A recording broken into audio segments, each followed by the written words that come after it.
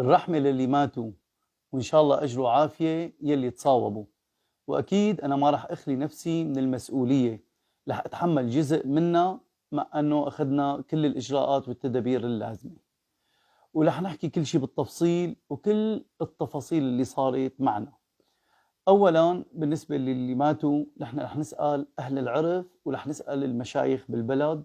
إذا نحن بيطلع علينا دية أو أي شيء رح نكون جاهزين إن شاء الله. إذا سمحوا لنا رح نزورهم نوقف جنبهم ونعمل عزاء، وإن شاء الله ما رح نقصر لا بحقهم لا حق عيالهم بإذن الله تعالى. هي أول وحدة. ثاني وحدة بالنسبة للي تصاوبوا كمان إن شاء الله بنقول لهم أجر وعافية، ورح نزورهم نوقف جنبهم ونحطهم إن شاء الله بأفضل المشافي ونطمن عليهم على الأخير إذا كمان سمحوا لنا. ثانيا، أنا ما عملت عزيمة للفقراء ولا للمساكين ولا هي صدقة. أنا عامل عزيمة بمناسبة النصر والتحرير، وذكرت هذا الكلام كله بفيديوهاتي، إني أنا لا عم بعطي حدا حسنة ولا عم بعطي حدا منية. هي عزيمة وفرحة. تركت كل شغلي وكل أموري، والله العظيم كنت كتير كتير مضغوط، بس حبيت انزل افرح مع أهلي، افرح مع ناسي، افرح معكم.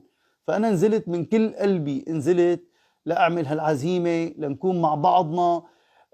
الله بيعلم قديش انطبخ أكل، قديش صارت قصص، قديش واجهتني متاعب بالنزلة بالطبخ بالتنسيق بجيب المواد. رب العالمين وحده بيعلم التعب اللي صابنا 12 يوم نحن وعم نحضر لهاليوم لهالعزيمة لهالترتيب. آخر شيء بيجي واحد بيقول صدقة لازم تخفيها ولازم كذا وبيتبلضم. أنا قلت من البداية من أول فيديو هي عزيمة. ثلاثة، بنشكر الحكومة السورية، بنشكر محافظ دمشق، وبنشكر كمان مديرية الأوقاف، بنشكر جهاز الأمن العام والمسؤول عن دمشق القديمة اللي وقفوا معنا بالترتيبات. يعني تعبوا كتير ووقفوا معنا على خلال مدى 12 يوم. واللي قاعد عم يحكي ويقول إنه ما تنسقت ما ترتبت ما تنظمت، لا، نحن كان معنا رخص وكان معنا تنظيم وكان معنا كل الأمور وكل التدابير اللازمة صراحة. وكنا خلال 12 يوم نحن وعم ننسق للطبخ عم ننسق لهي الأمور.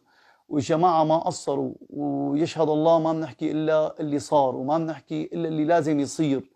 فهن الجماعة وقفوا وعملوا كل شيء عليهم، لكن الضغط والتدافع كان أقوى. ومع كل هالشيء قدر الله وما شاء فعل. مرة من المرات بالحج بذاته صار تدافع وصار أموات. طبعا نحن أكيد ما بنتمنى هالشيء، لكن أحيانا بيصير شيء خارج إرادتنا وخارج السيطرة عن أنفسنا. ناخذ كل الإجراءات وبنتمنى من الله عز وجل شيء وبصير شيء، الأقدار بتكون شيء. لو أعلم الغيب لاستكثرت من الخيرات، هيك قال النبي عليه الصلاة والسلام. لكن ما حدا بيعرف الغيب، ما حدا بيعرف شو في بكرة. أكيد أنت بترتب وبتنظم وبتعمل كل شيء عليك، بعدين ابتكل أمرك إلى أحكم الحاكمين. وأخيرا بنقول للي حابب يصطاد بالمي العكرة، عيب عيب عيب. لأنه هلأ مو وقت هذا الشيء، لا وقت الترند على حسابنا ولا وقت اصطياد بالماء العكرة ولا وقت شيء. هلأ وقت انك انت تزعل على الشيء اللي صار. وقال النبي عليه الصلاة والسلام فليقل خيرا أو ليصمت.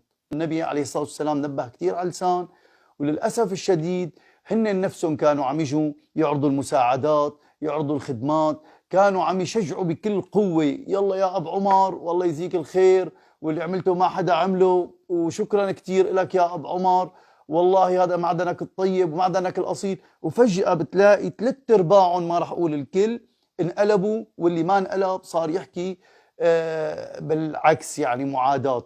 مع احترامي الشديد للجميع، ما هيك المؤمن، ما هيك الإنسان، إنما الأعمال بالنيات. أتمنى الكل يكون متفهم الكلام اللي حكيته، وأي توضيح لأي جهة أنا جاهز. والسلام عليكم.